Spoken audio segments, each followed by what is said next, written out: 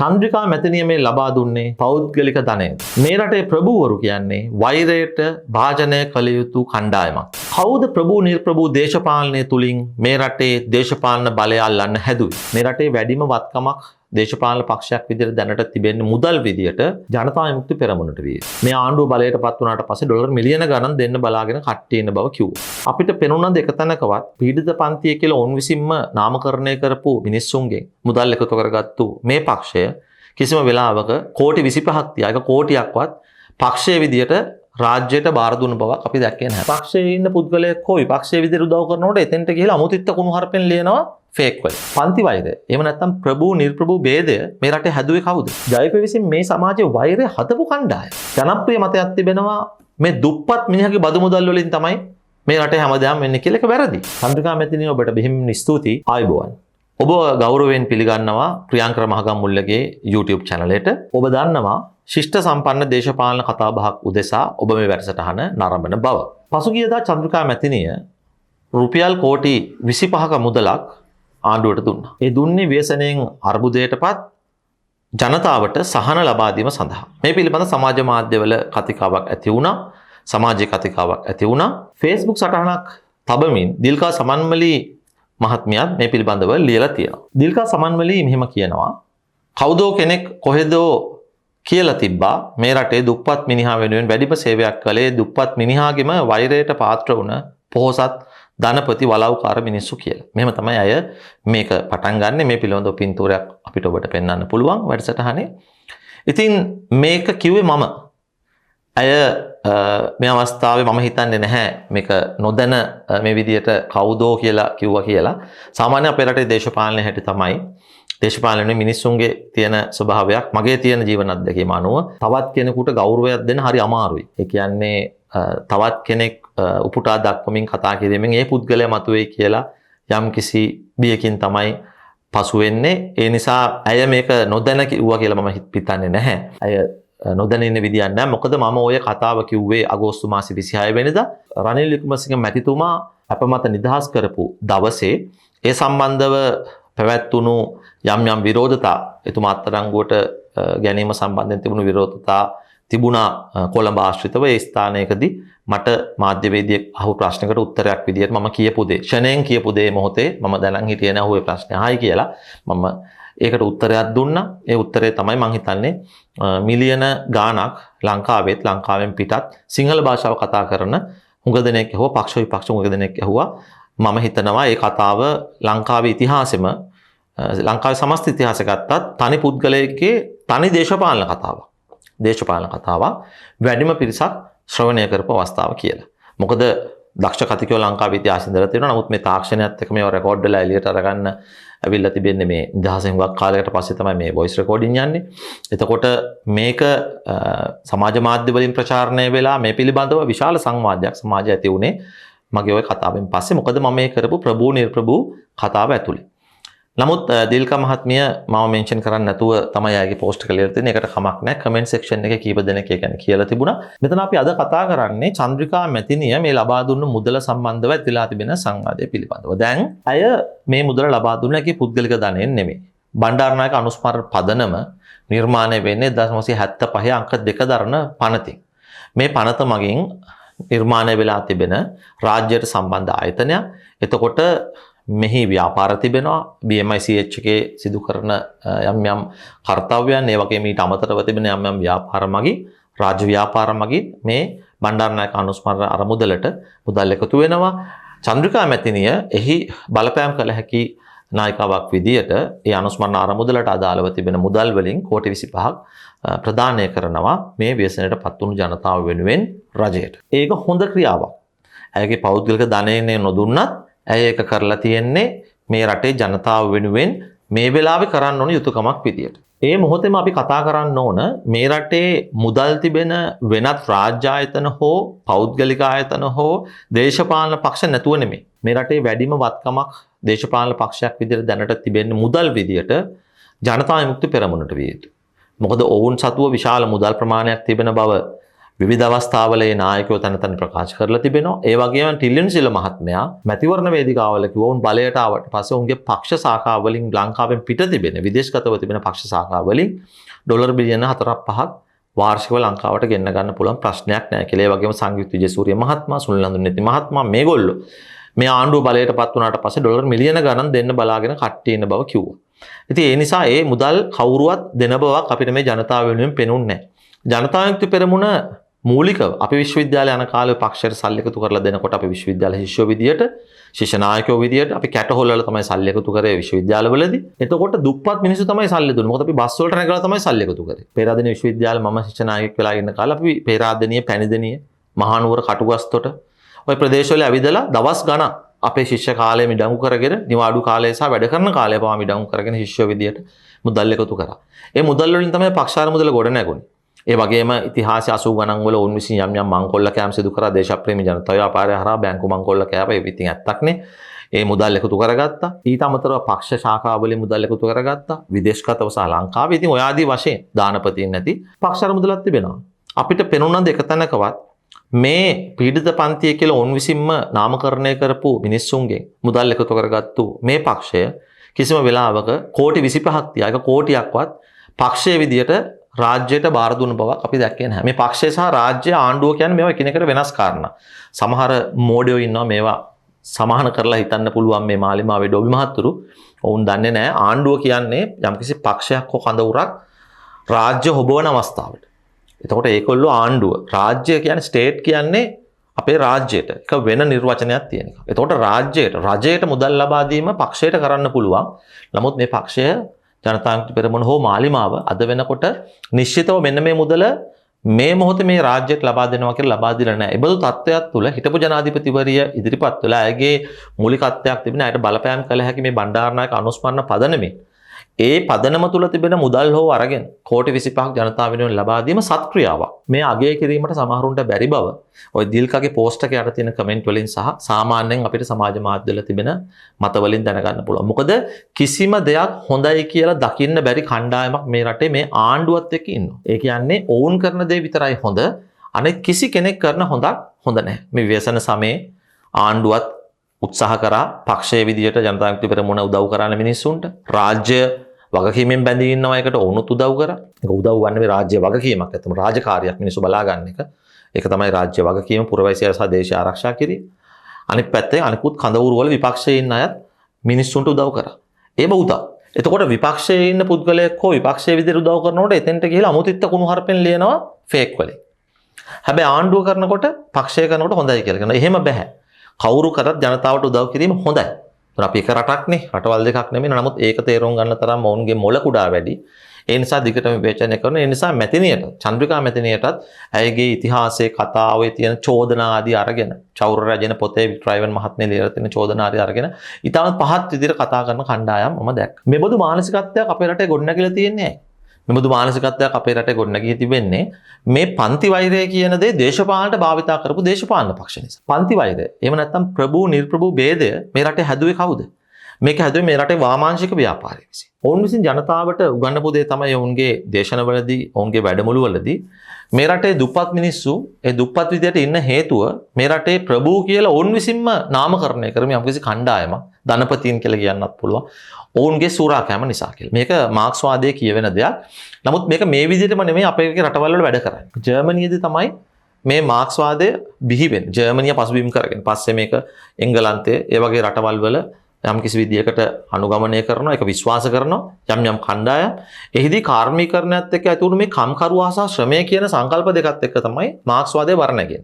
ලංකාවේ එහෙම දෙයක් නෙමෙයි වෙලා තියෙන්නේ. ලංකාවේ ඉඩම් අයිති ආපු විදිය, ලංකාවේ රාජාවලිය ආපු විදිය, ලංකාවේ බුද්ධාමත් එක්ක තියෙන ඉඩම් පිළිබඳව තත්ත්වය මේ ආදී සංකීර්ණ තත්ත්වයන් ලංකාවේ තිබෙන. ඒ නිසා මාක්ස්වාදයේ තියරි අමුමම ලංකාවට ඇප්ලයි කරන්න බැරි බව විජේවීර මහත්තයා පවා තේරුම් අරන් තිබුණා. දැන් ඉන්න ඩෝබිලා තේරුම් නොගත්තට. ඉතින් ඒ නිසා මේ ප්‍රභූ නිර්ප්‍රභූ වෛරය මූලිකවම සම්භාව්‍ය මාක්ස්වාදීන් විසින් මේ රටේ කියන්නේ ලංකා සම සමාජ පක්ෂය, කොමියුනිස්ට් පක්ෂය, විප්ලවවාදී කොමියුනිස්ට් පක්ෂය මේ වගේ කඳවුරු විසින් ජනගත කරා. නමුත් ඒක යම්කිසි සම්භාව්‍ය බවක් තිබුණා. ඒ කියන්නේ ක්ලාසිකල් කියලා අපි කියනවා. ක්ලාසිකල් මාක්සිසම්. ඒ කියන්නේ සම්භාව්‍ය මාක්ස්වාදයේ තියෙන කරුණු එක්ක තමයි උනුනේ කතා කරේ.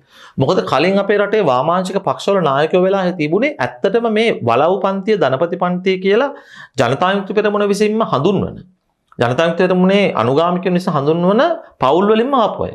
දොස්තර ඒ වික්‍රමසිංහලා, ඒ වගේම පීටර් කෙනමන්, ඒ වගේම කොල්නාද සිල්වා මේ වගේ බුද්ධිමතුන් හිටියා. ඔවුන් වම තමයි නියෝජනය කරේ. පිලිප් ගුණවර්ධන මහත්තයා නමුත් මේ සියලු දෙනාම ශාස්ත්‍රීය අධ්‍යක්ීම් තියෙන ශාස්ත්‍රීය දැනුමක් තිබෙන යමක්කමක් තිබෙන පවුල් වලින් ආපු අය. ඒතකොට ඒගොල්ලන්ගේ පවුල් පසුබිම වලට ගියාට පස්සේ එතුමන්ලගේ අපිට එතන දකින්න පුළුවන් වෙන්නේ එතුමන්ලගේ පවුල් පසුබිම වල ආර්ථිකයක් තිබුණා. හැබැයි ආර්ථිකයේ වියදම් කරගෙන මේ රටේ සාමාන්‍ය ජනතාවට යම්කිසි උසස් ජීවිත තත්ත්වයක් ලබා දෙන්න ඕන කියලා තමයි ඔවුන් දේශපාලනය කරේ. දැන් මේක 80 දශකයෙන් පස්සේ ජනතා විමුක්ති පෙරමුණ අතට ගන්නවා. ඒ කොහොමද? ඔවුන් විසින් 80 දශකයේ අවසානයේදී සමාන්තර වාමාංශික ව්‍යාපාර අඩපණ කරනවා ඝාතනය කිරීම. වමේ ව්‍යාපාරයේ ඔවුන් ඝාතනය කරපු ආකාරය සම්බන්ධ කෘතියක් තිබෙනවා. අපි මේ ශාස්ත්‍රීය කෘතිය දවසක කතා කරමු මේ වැඩසටහනේ. වමේ ව්‍යාපාරය අර එල්ටීටී ත්‍රස්තවාදයේ විසින් උතුරේ එකම දෙමළ නියෝජිතයා වීමට ඔවුන්ගේ සහෝදර කණ්ඩායම් ඝාතනය කරා. ප්ලොට් එක, ඊරෝස් එක, EPDP මේ ආදී කණ්ඩායම් වලට ප්‍රහාරය එල්ල කරලා ඒ වගේම අමරතලිංගම් වගේ අය ඝාතනය කරලා උතුරේ එකම දෙමළ නියෝජිතයෙක් බවට පත් වීමට ඔවුන් යම්කිසි උපායක් අනුගමනය කරලා LTT සංවිධානයේ කොට ත්‍රස්තවාදී. ඔවුන් ඉස්සෙල්ලම කරේ දෙමළ නියෝජිතයින් ඝාතනය කිරීම ජනතාවට නියෝජනයක් ලබා දෙන්න. ඊට පස්සේ ඔවුන් එකම නියෝජිතයෙක් බවට පත් වුණා. මොකද ඔවුන්ගේ ආයුධ බලයට අනිකුත් තමන්ගේ සමාන්තර සංවිධාන යටපත් කිරීමට හැකි වුණු නිසා. මේකම දකුණේ කරා ජනතා විමුක්ති පෙරමුණ දේශප්‍රේමී ජනතා ව්‍යාපාරය හරහා. ඔවුන් විසින් වමේ ව්‍යාපාරයත් වර්ධනය කළා. ශ්‍රී ලංකාස් පක්ෂය, කොමියුනිස්ට් පක්ෂය, සම සමාජ පක්ෂය වගේ පක්ෂවල අයටත් ආයුධ තියාගෙන ඉන්න වුණා තමන්ට බේරෙන්න. ඒ වෘත්තීය සමිති නායකයින්ටත් දේශපාලන නායකයින්ටත් ජනතා විමුක්ති පෙරමුණෙන් ප්‍රහාරය එල්ල වෙයි කියලා. ඉතින් ඒ නිසා ඔවුන් විසින් ලංකාවේ වමේ අධිපති මානසිකත්වය අතට ගත්තට පස්සේ ජනතා විමුක්ති පෙරමුණ ඉතාමත්ම ග්‍රාම්‍ය විදියට මේ පන්ති වෛරය හැදුවා. ඒ පන්ති වෛරයේදී ඔවුන් භාවිතා කරේ මුදල් තියෙන මිනිහා, ඒ වගේම පෞල් පසුබිමෙන් ප්‍රභූ පසුබිමක් තියන අය මේ සියලු දෙනාම ජනතා ද්‍රෝහියෝ කියන එක. ඔවුන් හොරු ජනතා ද්‍රෝහියෝ, ඔවුන් පිටුදකිය යුතුයි, හැකිනම් ඉවත් කළ යුතුයි. මේක ඉවත් කරනවා කියන්නේ ඝාතනය කරන එක. ඒ යුගයේ කියන මතය ඔවුන් විසින් ගෙනාවා. මේ මතය අවුරුදු 40ක් විතර තිස්සේ දැන් අපේ සමාජයේ පැලවෙලා තිබෙනවා. එම නිසා ඇති හැකි මිනිහෙක්, ප්‍රභූ පෞල් පසුබිමක් තියෙන මිනිහෙක් ඇවිල්ලා දෙයක් කරොත් ඒක සම්පූර්ණයෙන්ම ඒක හොඳ නරක බලන්නේ නැතුව ඒ හොඳ දේ වුණත් විවේචනය කිරීමේ මානසිකත්වයක්, ඉතා සාහසික ලෙස විවේචනය කිරීමේ මානසිකත්වයක් ජනතා විමුක්ති පෙරමුණ විසින් මේ රටේ කොටසක්ගේ ඔළුවේ ඇති කරලා තිබෙනවා. අපි ඒක දැක්ක මේ චන්ද්‍රිකා මැතිණියගේ මුල් වෙලා කරපු පරිත්‍යාගයත් සමග. මේ රටේ ප්‍රභූවරු කියලා මේ ජනතා විමුක්ති පෙරමුණ සහ ඒ වම විසින් නාමකරණය කරපු කණ්ඩායම ගැන තමයි මම මෙතන ප්‍රභූ කියන අර්ථයෙන් කතා කරන්නේ. ධනපතීන් කියන වචනේත් මම මෙතන පාවිච්චි කරන්නේ මේ රටේ මේ වම සහ ජනතා විමුක්ති පෙරමුණ නම් කරපු නාමකරණය අනුව. නැතු මම දකින්නේ නැහැ ඔය විදින ભેදයක්. මම දකින්නේ සමාජයේ ඉන්නේ හොඳ මිනිස්සු සහ නරක මිනිස්සු. හොඳ මිනිස්සු කියලා මම හඳුන්වන්නේ සහකම්පනයක් තිබෙන, තමන්ගේ සෝත්සාහය යම්කිසි දිනුවක් ලබාගෙන තිබෙන, හොරකම් නොකරන, පංචා දූෂණ නොකරන, රට වෙනුවෙන් හිතලා වැඩ කරන කණ්ඩායමක් මේ රටේ ඕනම රටක. මේ රටේ විතරක් නෙවෙයි දත් හිටියා දත් ඉන්නවා. ඒ වගේම කොටසක් ඉන්නවා තම තමන්ගේ දේශපාලන කණ්ණාඩිය අනුව ලෝකෙ දිහා බලන ස්වභාවයෙන්ම නපුරු මිනිස්සු. දැන් අපේ බෞද්ධ දහම අනුව මම බෞද්ධයෙක් විදියට මිනිහෙක් උපතින්ම දෙයක් ගේනවා. මිනිහෙක්ගේ ජීවිතය මරණයෙන් කෙලවර වෙනවා කියලා අපි විශ්වාස කරන්නේ නැහැ. ඊට පස්සේ යම් කිසි දෙයක් තිබෙනවනේ. ඒක බුදුන් වහන්සේ විග්‍රහ කරලා දෙන්න අපිට අද දවස නෙමෙයි ඒක කල්පනා කරන්න. නමුත් උපතෙන් මිනිහෙක්ගේ යම් කිසි හොඳ නරක ටිකක් ඔහුට එනවා ජීවියෙකුට. විශේෂයෙන් මිනිසෙකුට. එතකොට මේක ආවට පස්සේ ඔහුගේ පරිසරයේ අධ්‍යාපනය තුලින් මේකට තව දේවල් එකතු වීම අඩු වීම සිද්ධ වෙනවා. එතකොට ප්‍රභූවරයෙක් ඇවිල්ලා දෙයක් කරව පළියට ඔහු නරක කෙනෙක් වෙන්නේ නැහැ. අපි බලන්න ඕන ඔහුගේ ක්‍රියාව දෙස. ඒක තමයි බුදුන් වහන්සේත් කිව්වේ නේ වසලයක් වෙන්නේ ක්‍රියාවෙන් කියලා. උපතින් නෙමෙයි කියලා. එතකොට උපතින් මොන තැනක හිටියත් ඒ අනුව. ඒ කියන්නේ ආර්ථිකව සහ සමාජීය වශයෙන් කුල වශයෙන් පහළ තැනක ඉපදුණා සම්මුතිය. ඔහු හොඳ දෙයක් කරනවා නම් හොඳයි වගේම තමයි ආර්ථිකව සමාජීය වශයෙන් සමාජ පිළිගැනීම වශයෙන් ඔය කුල කියන සම්ප්‍රදාය තුල ඉහළ පන්තියක ඉපද ලැබුවත් සම්ප්‍රදාය තුල සම්මුතිය. ඔහු හොඳ දෙයක් කරනවා නම් ඒකත් හොඳයි. එතකොට ප්‍රභූවරයෙක් කියලා මොවුන් වර්ණගෙන තැනක ඉපදලා හොඳ දෙයක් කරොත් ඒක නරක වෙන්න ක්‍රමයක් නැහැ. මගේ තර්කය ඒකයි. නමුත් මොවුන් තර්ක කරන්නේ මේ අතිහැකි මිනිහෙක්, වාහනයක යන මිනිහෙක්, ප්‍රභූ පවුලකින් ඇවිල්ලා ඉන්න කෙනෙක් නම් ඔහු නරකයි, ස්වභාවයෙන්ම නරකයි කියලා. මේක ඇත්තටම විකෘති අදහසක්. මේ විකෘති අදහසට ප්‍රහාරයක් එල්ල කරන්න තමයි මම අගෝස්තු 26 වෙනිදා මෙන්න මේ කතාව කරේ. වරප්‍රසාද ලස්සනයිට එක විදියට සලකපු යුගයේ අවසන් දැන් සියලු දෙනා සමාන වෙලා මේ පොදු ජනතාවගේ යුගයක් නැවිලා තියෙනවා. පොදු ජනතාව කියන්නේ දැන් මගේ පියා අඳගොවියෙක්නේ. මම උපාධි දෙකක් ලංකාවේ කරේ මගේ තාත්තගේ අම්මගේ සල්ලි වලින් නෙමෙයි. ඒගොල්ලෝ මම ඉස්කෝලේ ආපු එක හරි මම ගරු කරන දෙමාපිට. හැබැයි මේ රටේ ඔය මේගොල්ලෝ චෝදනා කරන ධනපති පන්තිය තමයි නිදහස් අධ්‍යාපනය ගෙනාවේ. ඒගොල්ලෝ තමයි මට ශිෂ්‍යාධාර දුන්නේ. ඒගොල්ලෝ තමයි මට නොමිලේ පොත්පත් දුන්නේ. ඒගොල්ලෝ තමයි මම මධ්‍ය විද්‍යාලයකට ජාතික පාසලකට යවුවේ. මට උගන්වපු ගුරුවරුන්ට පඩි කිව්වේ මේ රටේ ආණ්ඩුව. ජනතා විමුක්ති පෙරමුණ නෙමෙයි. ඒතර මම අද මෙතෙන්ට ඇවිල්ලා මම කියනවා මට ඒ දුන්නු පහසුකම් නිසා මම වෛද්‍යවරයෙක් වුණා. නැත්නම් මම නීතිඥවරයෙක් වුණා. මොකද මට කොස්ට් එකනේ ගියේ. මට ලක්ෂ 20කට වැඩි අවුරුදු 20කට කලින් පේරාදෙණිය දන්ත වෛද්‍ය පීඨයෙන් මට කෝස් එක ඒ කාලේ ලක්ෂ 20යි. දැන් මම හිතන්නේ ලක්ෂ 60 70ක් වෙනවා. ඕවා නිකන් දුන්නේ අපිට. ඒ නිකන් දුන්නේ ඇයි? නිකන් දුන්නේ මේ රටේ පාලකයෝ තමයි අපිට ඉගෙන ගන්න අවස්ථාවද දුන්නේ. දැන් මේ පාලක පන්තියේ දුෂ්ටව විදිහට හඳුනන නරුමයෝ ටික. අකෘතඥ මිනිස්සු පිරිසක් බිහි කරලා තියෙන ජනතා විමුක්ති පෙරමුණ. දැන් අපි ගියානේ විශ්වවිද්‍යාලේ පෙළපාලි. ත්‍රිමා වේනුර ගිය පාරේ කියලා තමයි මමත් ගියේ. මගේ ශිෂ්‍යවරුන්ගේ වීරත්වයට ගරු කරනවා. මම කවදාද ඒක නැහැ කියන්නේ නැහැ. හැබැයි අධ්‍යාපන දවල පත්‍රිකාවට විරුද්ධ වෙලා අවුරුදු 40කට කලින් මේ රටේ ශිෂ්‍යයා ඉංග්‍රීසි ඉගෙන ගන්න විරුද්ධ වුණේ ජනතා විමුක්ති පෙරමුණ. අද සුනිල් හඳුන්නෙත්තේ ඉංග්‍රීසි ගියා කන්නේ බිග් කොච්චන් ගානවා ලක්ෂයකමාරක් ගියා මිනිහා ෆෝරම් එකට ගිහිල්ලා. හැබැයි මේ රටේ ළමයින්ට ඉගෙන ගන්න දුන්නේ ජනතා විමුක්ති පෙරමුණ. මමත් ගියා පේරාදෙණිය විශ්වවිද්‍යාලේ මම ශිෂ්‍ය නායකයෙක් පේරාදෙණිය දන්ත වෛද්‍ය පීඨ ශිෂ්‍ය සභාපති මම. බලන්න අය දන්නවා. එතකොට මම ජීවිතේ ධවල පත්‍රිකාව කියවලා නැහැ. මම කියුවේ ඊයේ පෙරේද ධවල පත්‍රිකාව. නමුත් අපි පාර ගියේ ධවල පත්‍රිකාවට විරුද්ධව. ඔන්න ඔය වගේ දෙයක් තමයි මේ රට කරේ. ඒතර මේ රටේ ඇතිහැකි පන්තිය තමයි අපිට පසුබිම හදලා දුන්නේ ඉගෙන ගන්න. අද මේ මිනිස්සුන් ගෙවල් පිච්චුවා. රනිල් වික්‍රමසිංහ පොත් ටික පිච්චුවා. මේ මිනිහා තමන්ගේ ගේලියර තියෙනවා මරුණට පස්සේ රොයල් එක. එහෙම නැත්නම් තමන්ගේ දේපල දන්දරද සිරිමාව මැතිනිය. ඉඩකඩම් දුන්න මිනිස්සුන්ට. මේ පැලන්තියට විරුද්ධව නේද මේ අපි අතට අරන් තියෙන්නේ. එහෙම නේද අපි අතට ගත්තේ 70 88. දැන් මේ රටේ තරුණ පරම්පරාව 2000 පස්සේ පිටිච්චායට කියනවා මේ රටේ 70 වසරක් කෑවේ මේ හිටු පාලක පන්තිවල. ඒ මිනිස්සුන්ගේ අඩුපාඩු තියෙන මිනිස්සු ඇති මගෙත් අඩුපාඩු තියෙනවා. තමුන්නාසකෙත් ඇති. අපි කවුරුත් රහත් වෙලා නැහැනේ. හැබැයි මේ රටේ පාලක පන්තිය තමයි අධ්‍යාපන ප්‍රතිපත්ති ඥානල අපිට ඉගෙන ගන්න පසුමැද. මට ඒ කෘතඥතාවය තියෙනවා. මම අන්දගො මම තිස්සමාරාමේ. ඒතර මගේ පියා අන්දගොවියෙක්. හරිද? හැබැයි මම ඒ ගෞරවය දෙනවා මේ රටේ පාලක පන්තියට. ඔවුන් මෙහෙම මට ඉරිසියාවක් නැහැ. චන්ද්‍රිකා මෙතනිය සෝබෝන් ගියාට හරි රනිල් මහත්තයා රොයල් එකට ගියා. මම ගියේ තේරපුත්ත ජාතික පාසල. මගේ හැකියාව මම හිතන්නේ හැබැයි මට ශිෂ්‍යත්වයක් දීලා තිබුණා. මම රිච්මන්ඩ් එකට තේරුණා ශිෂ්‍යත්වය දීලා.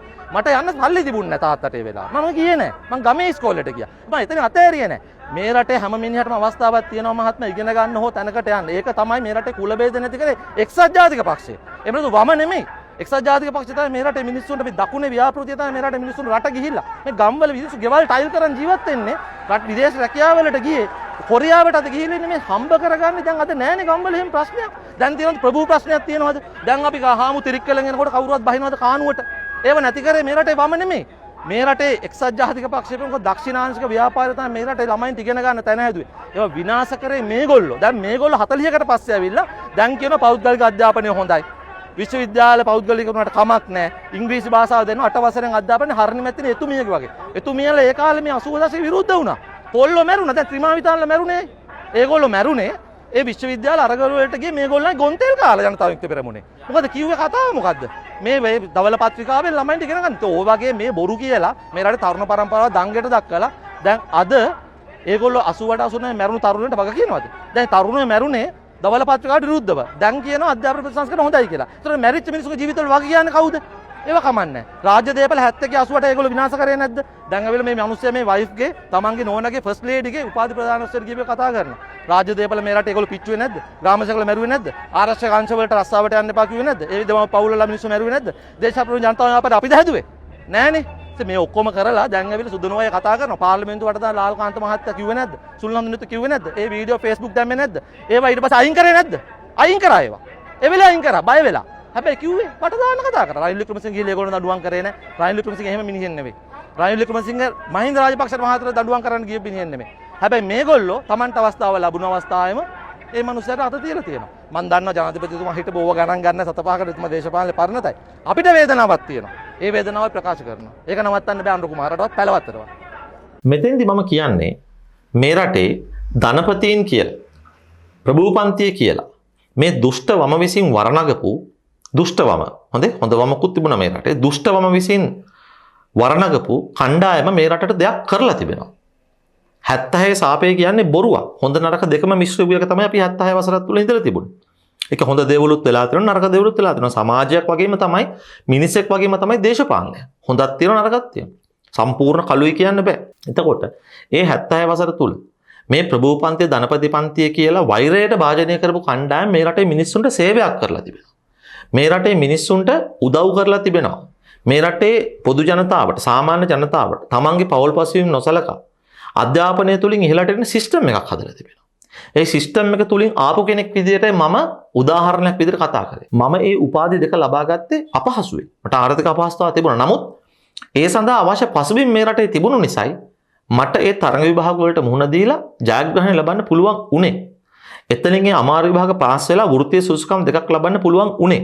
එතකොට සිස්ටම් එකක් තිබුණේ නැහැ කියන්න බෑ. ඒ සිස්ටම් එක හැදුවේ ජනතා විමුක්ති පෙරමුණ නෙමෙයි. අන්න ඒකයි වැදගත්. ඔවුන් බලය ගත්තේ මෑතකනේ.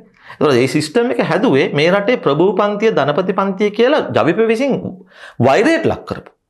ජවිප විසින් මේ සමාජයේ වෛරය හදපු කණ්ඩායම. ඒතකොට මම එතෙන්දි කිව්වා චන්ද්‍රිකා මැතිණිය සෝබෝන් ගියාට හෝ රනිල් වික්‍රමසිංහ මැතිතුමා රොයල් එකට ගියාට මට ඉරිසියාවක් නැහැ.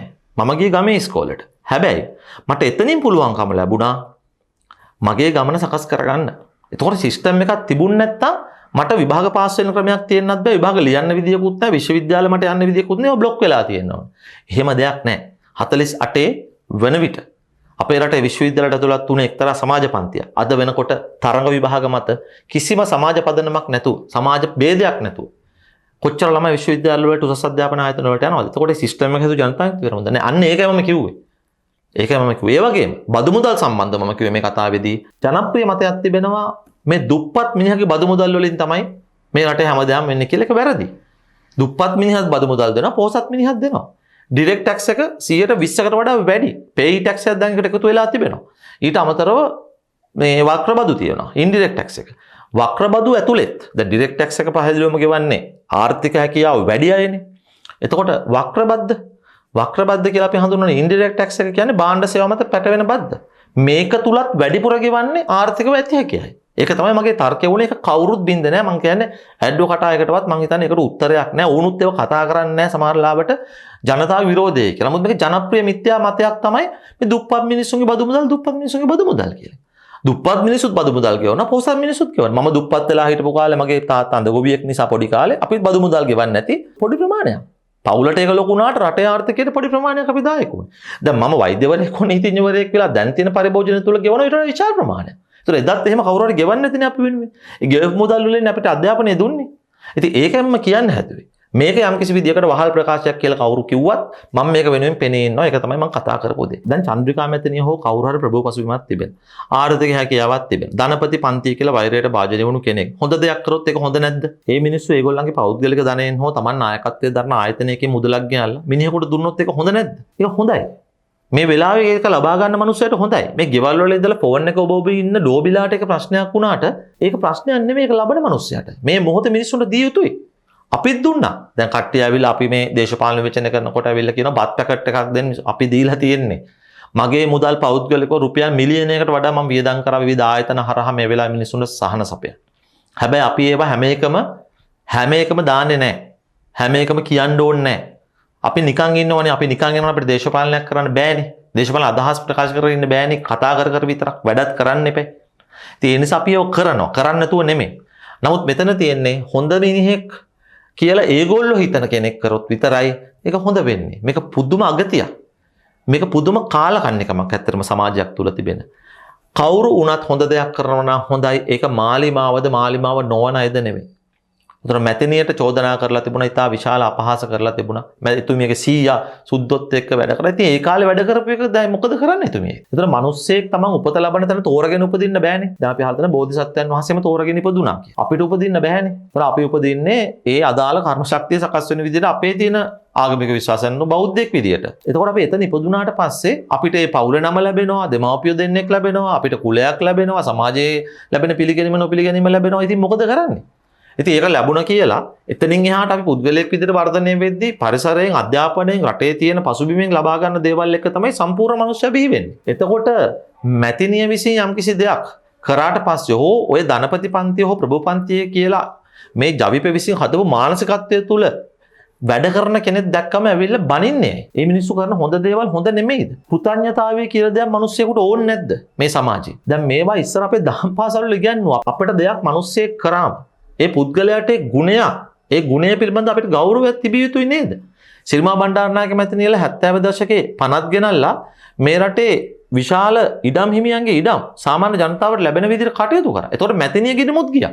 තමන් ඉන්න ආණ්ඩුවෙන් පනත් සකස් කරනවා. තමන් රාජ්‍ය නායකයා විලියට ඉන්නකොට තමන්ගේ ඉඩනුත් යන විදිහට මිනිස්සුන්ට. කවුද එහෙම කරන්නේ? කීයෙන් කී දෙනෙකුට මේක කරන්න වැටේ අඟලට කා කොටා ගන්න මිනිස්සු. සහෝදරයෝ අම්මලා පුතාලා ඒ කියන්නේ අම්මට පහර දීලා තියෙනවා අක්කට වැඩිපුර ඉඩම ලියලා නිසා කියලා මම නඩු දැකලා තියෙනවා උසාවියේ. අම්මයි පුතයි දෙන්න ගිහිල්ලා වදපු අම්මගේ තනේ කපනවා බිම දාගෙන. පිහියෙන්. ඒ දෙන්නට ඉඩම හරියට ලිව්වේ නැහැ කියලා. මම මේ දැකලා තියෙන නඩු උසාවියේ විභාග වෙන දේවල්. මේ වගේ සමාජයක අපි ඉන්නේ. මේ වගේ සමාජයක ඉන්නේ. ඒ වගේම එකට වැඩ කරලා මේ රටේ දේශපාලනය කරව පෙරටුගාමීන් සහ ජනතා විමුක්ති පෙරමුණ. ගම්පහ කාර්යාලයකට මරාගත්ත නේද පර්චස් 10කට ඔලු පලාගත්ත නේද? මහින්ද ජයසිංහ මහත්තයාට චෝදනා කරේ සුජිත් කුරුවිට මහත්තයා. සුජිත් කුරුවිට මහත්තයා මහින්ද ජයසිංහ මහත්තයා එකට වැඩ කර ජනතා විමුක්ති පෙරමුණ. ඒක දුමින්ද නාගම මහත්මයා ඒ ගැන ඇවිල්ලා නලින් ජයසිංහ මහත්තයත් එක්ක සිරස සටනේ කතා කරනවා. රණ්ඩු වෙනවා. මේ ඊඩමේ ප්‍රශ්න ගැන. ටිලින් සිල්ල මහත්තයත් ඒ ගැන කතා කරනවා. මේ වගේ තත්ත්වයක් මේ වමේ පක්ෂවල තියෙන්නේ. එහෙම තියෙද්දී අර රටට තමන්ගේ දේපල අතහැරපු මිනිස්සුන්ට අගෞරව කරන්නේ. ඇයි මේ මිනිස්සුන්ට ඒ වගේ නරක වචන වලින් බනින්නේ? තමුන්නාන්සලට මොකක්ද වරදක් කරලා තියෙනවද? තමුන්නාන්සලා කියන විදියට විතරද මේ රටේ මිනිස්සු වැඩ කරන්න ඕන කියන එක අපි මේ කුණුහරුප බලකායෙන් අහන්න ඕන. මේ රටේ රාජ්‍ය නායකයාද නියෝජනය කරන්න පක්ෂයෙන් අහන්න ඕන. මේ වෛරය අයින් කරන්න. මේ නිර්ප්‍රභු වෛරය අයින් කරන්න. රටක් ඉස්සරහට යන්න බෑ වෛරය තුලින් කියලා කිව්වේ මම නෙවෙයි නෙල්සන් මැන්ඩෙලා වැත්තුමා. එතුමා තමයි කළුසුදු වර්ගවාදී යුද්ධය ඉවර කරන තැනට හරියටම ඇනේ ගැහුවා ඇවිල්ලා රටේ ජනාධිපති වෙන්නේ. එතුමා සුදු ජාතකයෙන් පරිගන්න දුන්නේ නැහැ. ඒ නිසා එතුමාගේ හිටපු බිරිඳ එතුමාට විරුද්ධව ආයුධ අතට ගත්තා. Nelson Mandela. එතුමා කිව්වා වෛරය තුලින් රටක් ගොඩ යන්න බෑ. කොහේද රටක් ගොඩ ගිහලා තියෙන වෛරය තුලින්? යුද්ධ කරන්න පුළුවන් වෛරයෙන්. හැබැයි ගොඩනගන්න වෙන්නේ ආදරය තුලින්. ගොඩනගන්න වෙන්නේ එකගතාවයේ සංහිඳියාව තුලින්. නමුත් අපිට පේන්නේ නැහැ ඒ විදිහට මේ ප්‍රභූ නිර්ප්‍රභූ වෛරයට විරුද්ධව මේ ආණ්ඩුව වැඩ කරන එක පවත්වාගෙන යාම තුළ තමයි උන්ගේ දේශපාලනය තියෙන්නේ. ඒ නිසා අර ඩෝවි බලකාය සහව මෙහෙවන කණ්ඩායම් ඇවිල්ලා අර වැදගත් මිනිස්සුන්ට කුණුහරුප ලියනවා. ඒ වගේම චන්ද්‍රිකා මැතිණිය. මේක ලබා දෙන්නේ සංකේතාත්මකව අගමැතිතුමියගේ අතට. හරිනි මැතිණිය. හරිනි මැතිණිය අද්දක වැළඳ ගන්නේ මීට කෙටි කාලයකට කලින් සුදත්තගේ. සුදා කියලා හඳුන්වන්නේ. මම ඔය නරක නම් කියන්නේ නැහැ පුද්ගලයන්ට මේ වැඩසටහන ශිෂ්ට සම්පන්න නිසා. ඔහුට වෙන අර්ථ නම් තිබෙනවා. අසූචි වලට කියන නම් කියලා තමයි මිනිස්සු කතා කරන්නේ. ඔහු මේ චන්ද්‍රිකා මැතිණියට ඉතා පහත් ලෙස කතා කරපු වීඩියෝ එකක් ඔබ අහලා තියෙනවද? ඒ වීඩියෝ තුලින් ඔහු ඉතාමත් පහත් විදිහට චන්ද්‍රිකා මැතිණිය විවේචනය කරනවා. විවේචනය නෙවෙයි බනිනවා. වෛරය වපුරවනවා. මේ පුද්ගලයාගේ අත් දෙක තමයි හරිනි මැතිණිය වැළඳගන්නේ. මොවුන්ගේ අත් තමයි අනුර කුමාර මැතිතුමාලා වැළඳගන්නේ. මොවුන් තමයි ක්‍රේන් ශ්‍රී ලංකාවේ කියලා වාඩිලා ඉන්නේ පුටුවල. මේ වගේ පහත් මිනිසුන්ගේ පහත් අදහස් අහන කොච්චර ප්‍රමාණයක් මේ රටේ ඉන්නවද? මේවා තනිකර බ්‍රේන් වොෂ්, තනිකර විස. මේ විස මේ අලුත් පරම්පරාව. එහෙම නැත්නම් මේ සමාජයේ ඉන්න ඩෝබිලා. එහෙම නැත්නම් ජනතා විමුක්ති පෙරමුණේ අනුගාමිකින් මේ සමහර වහල්ලුන්ගේ ඔළුව වලට ගියාට පස්සේ දැඩි වෛරයකින් පෙන්නනවා මේ චන්ද්‍රිකා මැතිණිය වගේ කණ්ඩායම් ගැන. ඉතින් මේ හරිනි මැතිණිය අත් දෙක වැළඳ ගන්නව නම් සුදත්තල වගේට කියන්න බැරිද මේක කරන්න එපා කියලා. මේ විදියට මේ සමාජයට විස දෙන්න එපා කියලා. ඔවුන් එහෙම කරන්නේ නැහැ. එහෙම කරන්නේ නැතුව ඒවා වර්ධනය වෙන්න දෙනවා. හැබැයි චන්ද්‍රිකා මැතිණියගේ කෝටි 25 අතට ගන්න. බුදුදහමේ මේක ගැන කොහොමද කියන්නේ? රේරුකාණේ චන්දවිමල හාමුදුරුවන්ගේ බෞද්ධයාගේ අත්පොත ඇතුළු සිංහල පොත් පෙළක් තිබෙනවා. ලංකාවේ තේරවාදී බෞද්ධයන් සහ යතිවරුන් භික්ෂුන් වහන්සේලා සිල්වත් ධර්මදර භික්ෂුන් වහන්සේලා හැමෝම පිළිගන්න. කවුරුවත් විවේචනය කරන්නේ නැහැ රේරුකාණේ චන්දවිමල හාමුදුරුවන්ගේ පොත් ටික. ඒ පොත් ටික PDF තියෙනවා, පොත් තියෙනවා. උන්වහන්සේගේ පොත් සිංහලෙන් ලියලා තියෙනවා බුදුදහමේ බේසික්ස් ගැන. බෞද්ධ සම්ප්‍රදාය. ඒකෙදි උන්වහන්සේ පැහැදිලි කරලා තිබෙනවා. මෙමයි පාලියෙන් බලන්න ඕන කෙනෙකුට ත්‍රිපිටකය බලන්න සූත්‍ර තියෙනවා. මේ ඕන තැනක හොයන්න පුළුවන්. මම මේ කෙටියෙන් කියන වැඩසටහන වෙනුවෙන් සිංහල පුළුවන් අය සිංහල පාලි බෑ. සිංහල බලන්නකෝ ඒක. ආයු වන්න සැප බල ප්‍රඥා. ආයුෂ පෙනුම වර්ණය කියලා කියන්නේ පෙනුම සැප බල ප්‍රඥා. ඒක තේරෙනවනේ. එතකොට මේවා පුද්ගලයාට පිළිහිටන්නේ ඒ පුද්ගලයා බෞද්ධ දර්ශනය අනුව තේරවාදී. පෙර භවවල කරපු කුසල කර්මයන් අනුව. දාන ශීලාදී කුසල කර්මයන් අනුව. දානය අනුව විශේෂයෙන්. එතකොට යම්කිසි කෙනෙක් වැඩි කල ජීවත් වෙනවා නම් පෙනුමයි නම් ඔහු සැපෙන් ඉන්නවා නම් බලය කියලා හඳුන්වන්නේ පෞල් පසුබිම් වල බලය වෙන්න පුළුවන්, සල්ලි වෙන්න පුළුවන්, කොහොම හරි බලය, ප්‍රඥාව, බුද්ධිය තියෙනවා නම් ඒකේ පුද්ගලයා විසින් ලබාගත්තු දෙයක්. ඔහු අතීතයේ පෙර භවවල කරපු දේවල් වල ප්‍රතිඵල. ඒතකොට ඒකට ඉරිසියා කරලා හරියනවා. චන්ද්‍රිකා මැතිණිය බණ්ඩාරනායක වලව් ඉපදුනා කියන එක වලව්වක ඉපදුන්නේ නැති මගේ ඉරිසියාවට භාජනය වෙනවා නම් ඒක මගේ වරදක්. මම එහෙම කළ යුතු නැහැ. මගේ පිය අඳගොබී. ඒතර මම එතන උපදින්න මගේ පෙර කර්මයක් බලපාලා තිබෙනවා. මම විශ්වාස කරන විදිහ. හැබැයි චන්ද්‍රිකා මෙතන එතන ඉපදුනා කියන එක අපි එකට වෛර කරලා වැඩක් නැහැ. එතකොට ඊළඟ භවයේ මට ඊට වඩා පහළ තැනක් ලැබෙන්නේ. මොකද මම වෛරයෙන් ඉන්නේ. මම දැනගන්න ඕන මට ලැබුණ අවස්ථාවේ මගේ අතපය නිරෝගීව ඒවා වැඩිලා තියෙනවා. ඉපදිද්දි තිබිලා තියෙනවා. ඒවා මගේ දෙමාපියෝ ආරක්ෂා කරලා තියෙනවා. මේ රටේ සෞඛ්‍ය සේවයෙන්ම ආරක්ෂා කරලා තියෙනවා. අධ්‍යාපන ශාස්ත්‍රයෙන්ම ආරක්ෂා කරලා තියෙනවා. මං එකෙන් ප්‍රයෝජන ගන්න තියෙනවා. ප්‍රයෝජන අරගෙන ට්‍රැක් එක දිගේ මගේ විධිමත් භාවය නිසා මගේ අවධානය වැරදි වැඩ නොකර ගිහිලා තියෙනවා. මෙන්න මේක තමයි ජීවිතය කියන්නේ ලංකාවේ. එතකොට කෙනෙක් යම් කිසි විදියකට ඒව ලබලා තියෙනවනේ. ආයුෂ වර්ණයේ සැප බල ප්‍රඥාව ලබලා තියෙනවා රේණුකාන හාමුදුරුවෝ. බුදුදහමේ තේරවාදී දර්ශනය අනුව ඒකට වෛර කරලා වැඩක් නැහැ. ඒ වෛරයෙන් ඔබට ඒ දෙයක් ලැබෙන්නේ නැහැ.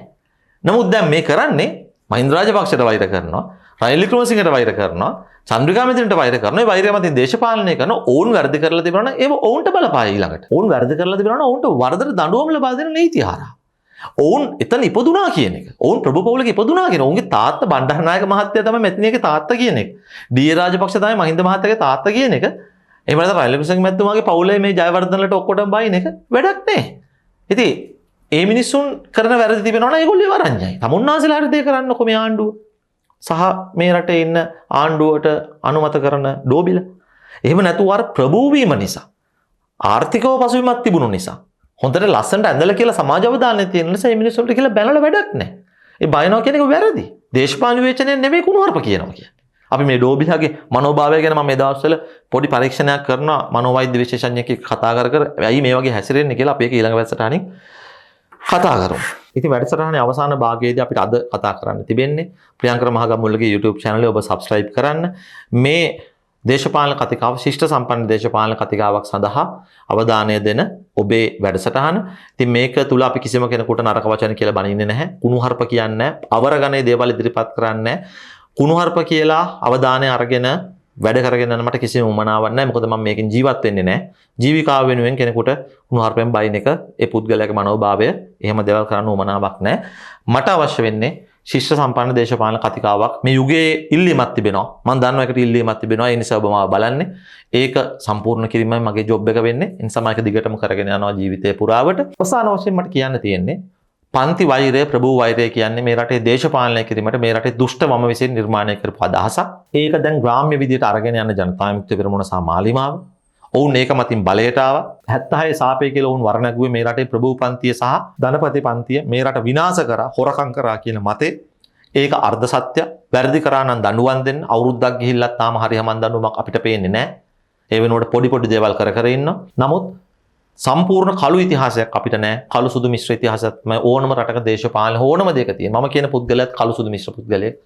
බෝධිසත්වයන් නෙවෙයි. ඔබ බලන සියලු දෙනාත් එහෙමයි. එහෙනම් මාලිමාවත් එහෙමයි. කවුරුත් කළුත් නැහැ සුදුත් නැහැ. දේශපාලන විවේචනයේ කමක් නැහැ. මේ ලෝකෙ කිසිම දෙයක් කළු හෝ සුදු සම්පූර්ණ එකකට අයිති වෙන්නේ නැහැ. මිශ්‍රයි අලු පාට. අපි සියලු දෙනාම අලු පාට මිනිස්සු. දේශපාලනයත් එහෙමයි. ඒ නිසා අලුත් පරම්පරාවට අලුත් දරුවන්ට අපි දෙන්න ඕන අදහස මේකයි. ප්‍රභූ නිර්ප්‍රභූ වෛරයෙන් රට ඉස්සරහට යන්න බෑ. ධනපති නිර්ධනපන්ති වෛරයෙන් රට ඉස්සරහට යන්න බෑ.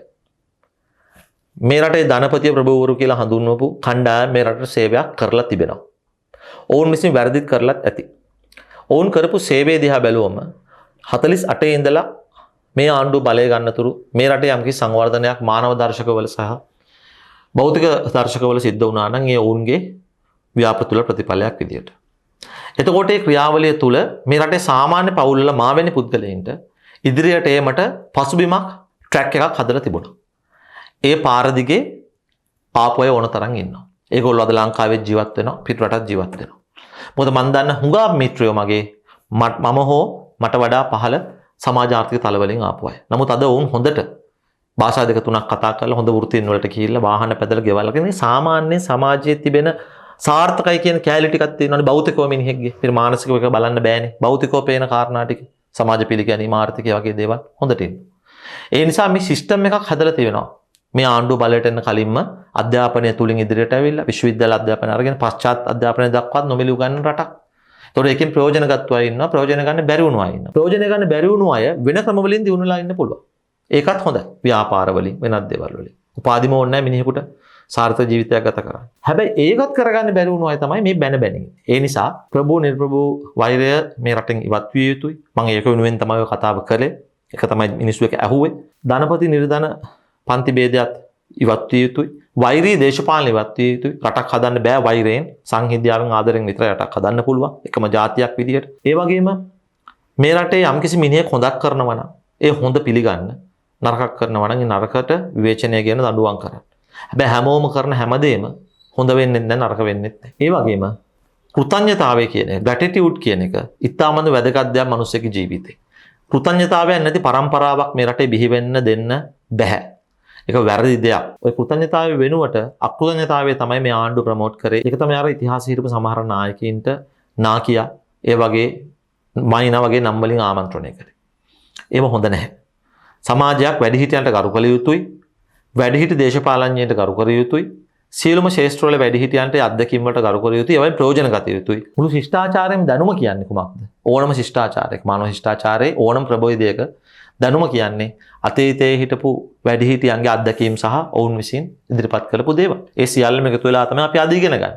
ඒක වෙනස් වෙන්න පුළුවන්, ඒකට වේචන වෙන්න පුළුවන්. නමුත් ඒ අතීතයට අපි ගරු කළ යුතුයි. මොකද මුතුන් මිත්තන්ට ඒ නායකයින්ට අපි ගරු කළ යුතුයි. කෘතඥතාව පළ කළ යුතුයි. වරදි කරලා තිබෙනවා නම් දඬුවම් දීම නීතියේ කාර්යභාරය.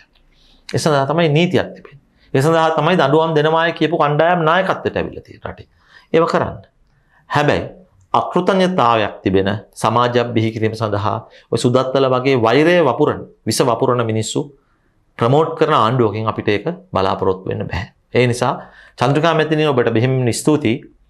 මේ මොහොතේ රටේ ජනතාව වෙනුවෙන් කෝටි 25ක් ප්‍රදානය කරාට බණ්ඩාරනායක අනුස්මරණ අරමුදල් ආශ්‍රිතව ඔබගේ නායකත්වයෙන් ඔබගේ බලපෑමෙන් එක දුන්නට ආණ්ඩුවට අපි කියනවා පැලවත්තුනුත් දීලා පෙන්වන්න අපිට ඉතාමත්ම හොඳයි ඒක කරන්න පුළුවන් නම්. ඒ නිසා අපි නැවත ශිෂ්ට සම්පන්න දේශපාලන කතා බහකින් හමු වෙමු ප්‍රියංකර මහගම්මුල්ලගේ channel එකේ.